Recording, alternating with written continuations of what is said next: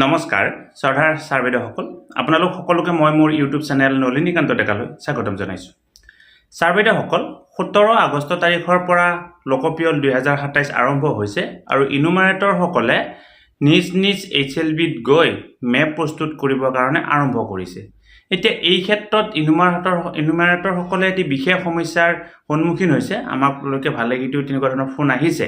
বিশেষকৈ এই বিল্ডিং চিনাক্তকৰণৰ ক্ষেত্ৰত এটি বিশেষ সমস্যাৰ তেওঁলোকে সন্মুখীন হ'বলগীয়া হৈছে। আমাৰ সচৰাচৰ দুই ধৰণৰ বিল্ডিং দেখুৱাবলগীয়া হৈছে, এটা হৈছে পকা বিল্ডিং আৰু আনটো হৈছে কেঁচা বিল্ডিং।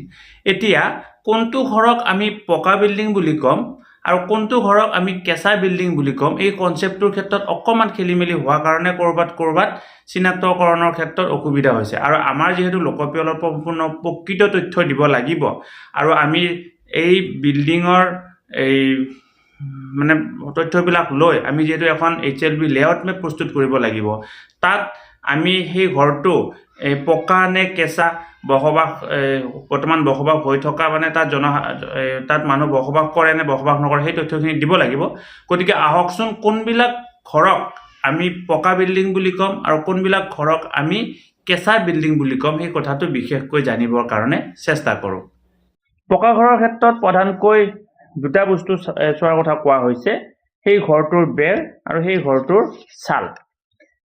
এই বেৰ আৰু ছালত যি মেটেৰিয়েল ব্যৱহাৰ কৰা হৈছে তাৰ ওপৰত ভিত্তি কৰি সেই ঘৰটো আমি এই পকা ঘৰ নে কেঁচা ঘৰ সেইটো সহজতে চিনাক্তকৰণ কৰিব পাৰিম। প্ৰথমতে আমি পকা ঘৰৰ ক্ষেত্ৰত আলোচনা কৰিবৰ কাৰণে গৈছোঁ। সেইবিলাক ঘৰ যিবিলাক ঘৰৰ বেৰ শিলৰ দ্বাৰা গঠিত আৰু তাত চিমেণ্টৰ দ্বাৰা প্ৰলেপ দিয়া হৈছে, অৰ্থাৎ গাঁথনি শিলৰ আৰু প্লাষ্টাৰ চিমেণ্টৰ। সেইবিলাক ঘৰ যিবিলাক ঘৰৰ বেৰ 3 পাৰ্টৰ জৰিয়তে দিয়া হৈছে, অৰ্থাৎ যিবিলাক ঘৰৰ বেৰ 3 পাৰ্ট ব্যৱহাৰ কৰি দিয়া হৈছে।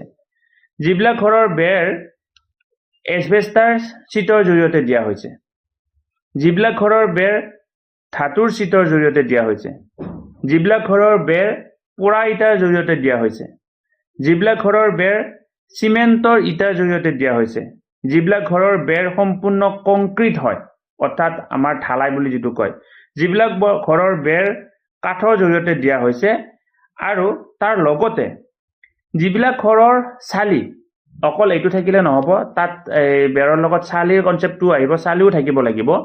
যিবিলাক ঘৰত চালি মেচিন মেড টাইলছ ব্যৱহাৰ কৰা হৈছে, অৰ্থাৎ মেচিনত তৈয়াৰী টাইলছ, যিবিলাক ঘৰৰ টাইলছৰ জৰিয়তে যিবিলাক ঘৰৰ চালি নিৰ্মিত, যিবিলাক ঘৰৰ চালি চিমেণ্টৰ টাইলছৰ জৰিয়তে নিৰ্মিত, যিবিলাক ঘৰৰ চালি পোৰা ইটাৰ জৰিয়তে নিৰ্মিত, কিছুমান ডাঙৰ ডাঙৰ পোৰা ইটা আছে, পোৰা ইটাৰ জৰিয়তে আমাৰ কিছুমান চালি প্ৰস্তুত কৰা হয়।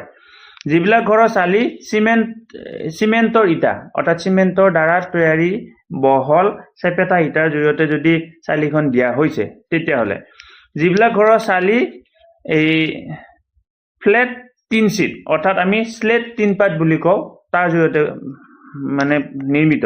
যিবিলাক ঘৰৰ চালি ধাতুৰ টিন পাতৰ জৰিয়তে নিৰ্মিত, যিবিলাক ঘৰৰ চালি এছবেষ্টাছ চিটৰ জৰিয়তে নিৰ্মিত, আৰু যিবিলাক ঘৰৰ চালি কংক্ৰিট, যাক আমি RCC বুলি কওঁ, অৰ্থাৎ ছাদ দিয়া বুলি কওঁ, সেইবিলাক, আৰু যিবিলাক ঘৰৰ চালি কাঠৰ জৰিয়তে নিৰ্মিত। কিবা কাৰণত এনেকুৱা বহুত ঘৰ আছে, সেই ঘৰবিলাকৰ চালিখন কাঠৰ জৰিয়তে নিৰ্মিত হয়। এতিয়া বেৰ আৰু চালি আমাৰ ঘৰটোত যদি এই ধৰণৰ সামগ্ৰীবিলাক ব্যৱহাৰ কৰা হৈছে, তেন্তে সেই ঘৰটোক আমি পকী ঘৰ বুলিম। তাৰ পৰিৱৰ্তে কোনবিলাক ঘৰক আমি কেঁচা ঘৰ বুলি ক'ম? ঠিক পকা ঘৰৰ দৰে ইয়াতো বেৰ আৰু চালিৰ কথা কোৱা হৈছে।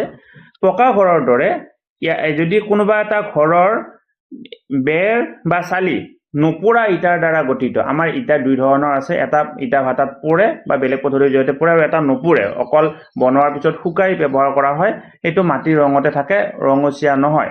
গতিকে তেনেকুৱা ইটাৰ দ্বাৰা যদি যিবিলাক ঘৰৰ চালি বা বেৰ নিৰ্মিত, যিবিলাক ঘৰৰ চালি বা বেৰ বাঁহৰ দ্বাৰা নিৰ্মিত, যিবিলাক ঘৰৰ চালি বা বেৰ খেৰৰ দ্বাৰা নিৰ্মিত, যিবিলাক ঘৰৰ চালি আৰু বেৰ মাটিৰ দ্বাৰা নিৰ্মিত, যিবিলাক ঘৰৰ চালি আৰু বেৰ ঘাঁহৰ দ্বাৰা, দাঁত কিছুমান ঘাঁহ থাকে, ঘাঁহৰ দ্বাৰা নিৰ্মিত, যিবিলাক ঘৰৰ চালি আৰু বেৰ নলসাগৰিৰ দ্বাৰা নিৰ্মিত, যিবিলাক ঘৰৰ চালি আৰু বেৰ প্লাষ্টিকৰ দ্বাৰা নিৰ্মিত, যিবিলাক ঘৰৰ চালি আৰু বেৰ পলিথিনৰ দ্বাৰা নিৰ্মিত, তেনেকুৱা ধৰণৰ যিবিলাক ঘৰ আছে সেই ঘৰবিলাকক কেঁচা ঘৰ বুলি কোৱা হ'ব গতিকে আপোনালোকে এতিয়া নিশ্চয় কথাখিনি বুজি পাব আৰু এনেকুৱা ধৰণে আপোনালোকে HLB লেআউট মেপত আপোনালোকে নিৰ্দিষ্ট এৰিয়াৰ সেই ঘৰটো পকী ঘৰ হ'ব নে কেঁচা ঘৰ হ'ব আপুনি লিপিবদ্ধ কৰিব বুলি আশা কৰিলোঁ ধন্যবাদ শ্ৰদ্ধা ছাৰ বাইদেউসকল নলিনীকান্ত ডেকা নামৰ ইউটিউব চেনেলটো হৈছে এটি শিক্ষামূলক ইউটিউব চেনেল এই চেনেলটোৰ জৰিয়তে আমি শিক্ষক ছাত্ৰ ছাত্ৰী অভিভাৱক আৰু বিদ্যালয়ৰ কাৰণে উপযোগী কিছু ভিডিঅ' প্ৰস্তুত কৰিবৰ কাৰণে চেষ্টা কৰোঁ আপুনি যদি আজি পোনপ্ৰথমবাৰৰ কাৰণে এই চেনেলটো চাইছে